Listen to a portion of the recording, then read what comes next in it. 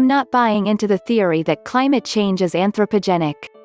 This isn't to say that I don't think humans have an impact, rather that, it's small because solar irradiation variability is a bigger factor. Water vapor as a greenhouse gas is a bigger driver given its far greater concentration than CO2 or methane. Media seizure of the issue, the political hijacking of the issue, the funding of the thesis, lack of funding for counter propositions, the alternate thesis before it became political.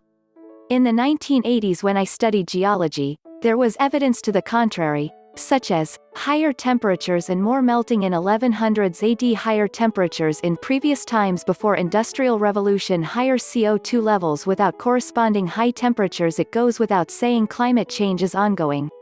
When I was a boy we had 10 days a year over 40 DEGC, then 20 years of never over 38 degs. Now back to over 5 days greater than 40 degs.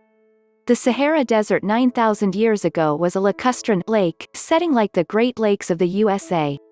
You might expect that today's sandy deserts in the region in part arose due to wind-blown lake sediments when those lakes dried out. I take the view that it's either arrogant or tragic to posture that the remedy is to restrain human activity, to resolve climate change. In some respects it is a moot argument given human population growth rates are decelerating with prosperity and will likely go in reverse by 2050. Technology is advancing alternative energy supplies, i.e. not fossil fuels but nuclear and solar and wind. Technology is changing technologies and reducing material intensity of consumption, i.e. lifestyle values are changing. Recycling will in all probability find a balance with growing scarcity for raw materials. Like a lot of people who look to technology, I don't have a tragic perspective of climate change, science, human action.